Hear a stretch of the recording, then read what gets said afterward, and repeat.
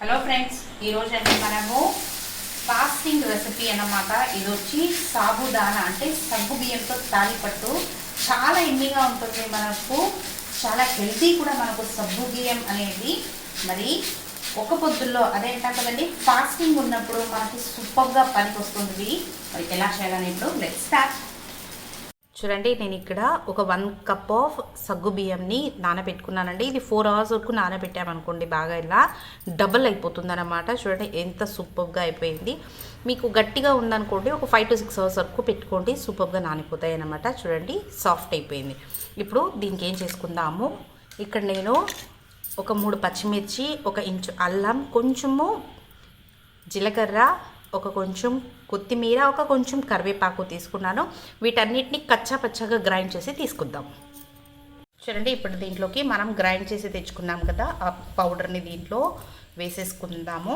నేను ఇక్కడ ఒక పెద్ద పొటాటోని బాయిల్ చేసి తీసుకున్నాను. బైండింగ్ కోసం మనము దీన్ని కూడా యాడ్ చేసేసుకుందాము. 1/2 table spoon of dhania powder వేసుకుంటున్నాను.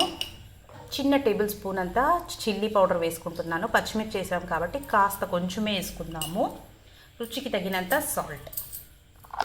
ఇప్పుడు వీటన్నిటిని బాగా మిక్స్ చేసేసుకుందాం. బైండింగ్ కావాలి కాబట్టి మనకు సగ్గు బియ్యానికి, దట్స్ వై పొటాటోని యాడ్ చేసుకోండి. ఈ ఫ్లేవర్ అనేది చాలా బాగుంటుందన్నమాట మనకు. ఇప్పుడు దీన్ని నీట్గా ఇలా ప్రెస్ చేస్తూ దీన్ని నీట్గా బైండ్ చేసేసుకుందాం.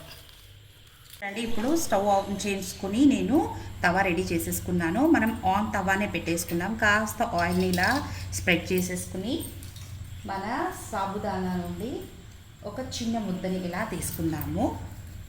చూడండి, తీసుకుని ఇలా పెట్టేసి దీన్ని ఇలాగే స్ప్రెడ్ చేసేసుకోండి. చాలా సూపర్గా ఉంటుందన్నమాట. మీకు ఇలా కుదరకపోతే పేపర్ మీద కూడా తట్టేయచ్చు. మనము బటర్ పేపర్ తీసుకొని, వేడిగా ఉంటుంది పెద్దగా ఏమి. ఫ్లేమ్ వచ్చి మనము చాలా లోలో పెట్టుకోండి, లేకుంటే చెయ్యి కాలిపోతుంది. చూడండి, సూపర్గా మనకు వచ్చేస్తుంది అన్నమాట. ఇలా దీన్ని ఒత్తేసుకోవడం. చూడండి, ఇలా ప్రెస్ చేసేసాక ఫ్లేమ్ వచ్చి మనం మీడియంలో పెట్టుకుందాము. ఇలా అనేది వేసేసుకుందాం పైకి. ఇప్పుడు దీన్ని ఒక సైడ్ నీట్గా రోస్ట్ అవ్వనిద్దాం. ఇప్పుడు ఒక సైడ్ మనకు రోస్ట్ అయిపోయింది.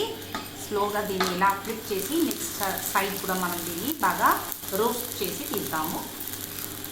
అంతే అండి, ఎంతో సూపర్గా ఉండే మన సాబుదానా తాలిపట్టు రెడీ అయిపోయింది. చాలా ఎమ్మిగా ఉంటుందన్నమాట. మనకు ఉపవాసాల్లో మంచి ఒక బ్రేక్ఫాస్ట్ రెసిపీ అన్నమాట. డిన్నర్కి, బ్రేక్ఫాస్ట్కి చాలా ఎమ్మిగా ఉంటుంది. నచ్చిన మీకు కూడా అయితే మీరు కూడా ఒక్కసారి తప్పకుండా ట్రై చేయండి. మీకు ఎలా వచ్చింది నాకు కమెంట్లో తెలపండి. నా ఛానల్ని సబ్స్క్రైబ్ చేసుకోండి. This is learning with Geetha. Thank you for watching.